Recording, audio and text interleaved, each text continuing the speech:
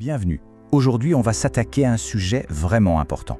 Une sorte de crise silencieuse qui ronge beaucoup de chefs d'entreprise. C'est le fameux burn-out entrepreneurial. Chaque matin devient une bataille. Pour un grand nombre d'entrepreneurs, cette phrase, ce n'est pas juste une image. Non, c'est le quotidien. C'est le signal d'alarme qui montre que le rêve entrepreneurial est en train de virer au cauchemar. Alors plongeons ensemble dans ce que signifie vraiment ce cauchemar. C'est un état qui va bien au-delà d'un simple coup de stress au travail.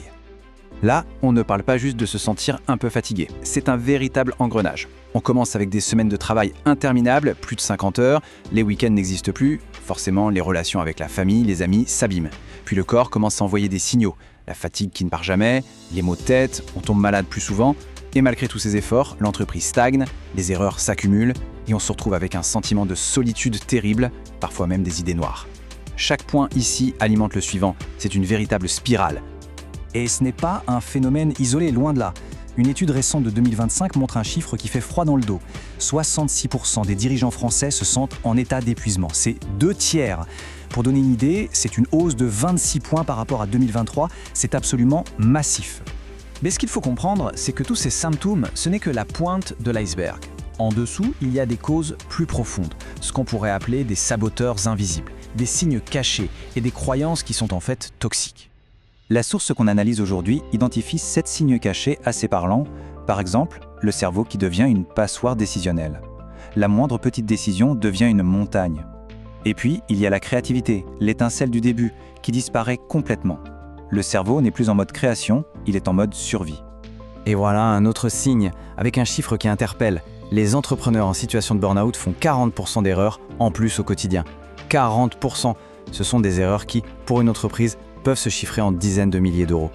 Le problème, c'est que cet épuisement ne touche pas que le dirigeant, il contamine toute l'équipe.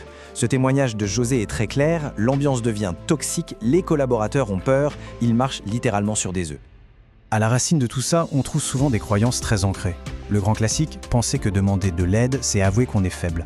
Alors qu'en fait, c'est tout l'inverse, c'est une preuve d'intelligence stratégique. Et les faits sont là. Les leaders qui savent déléguer ont une croissance 143% plus rapide. C'est énorme.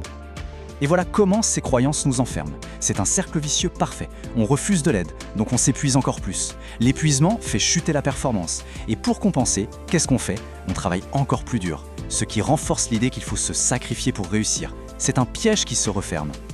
Alors, on voit bien que les solutions classiques, comme un simple arrêt maladie, ne règlent pas le fond du problème.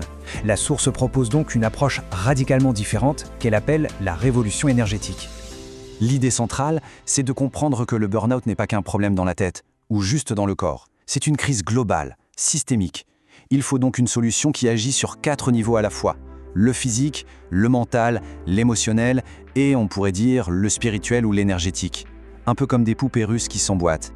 Cette approche s'appuie sur 8 piliers bien distincts.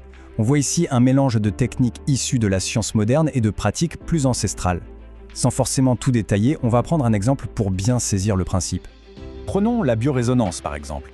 L'idée, c'est d'avoir le corps comme un système de communication.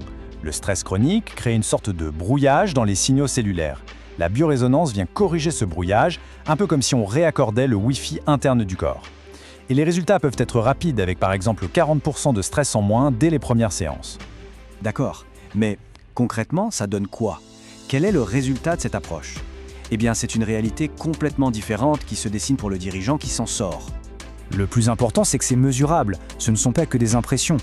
Une étude interne sur 60 dirigeants a montré des chiffres très clairs. La productivité augmente en moyenne de 31%, les symptômes de burn-out chutent de 70% et le turnover des managers est divisé par 2. Et quand on regarde un cas réel, comme celui de Pierre, c'est encore plus frappant. Sa situation était dramatique. Burn-out sévère, pensée suicidaire et son entreprise qui coulait. En 90 jours, non seulement il allait mieux, mais sa productivité avait bondi de 45% et son chiffre d'affaires repartait à la hausse.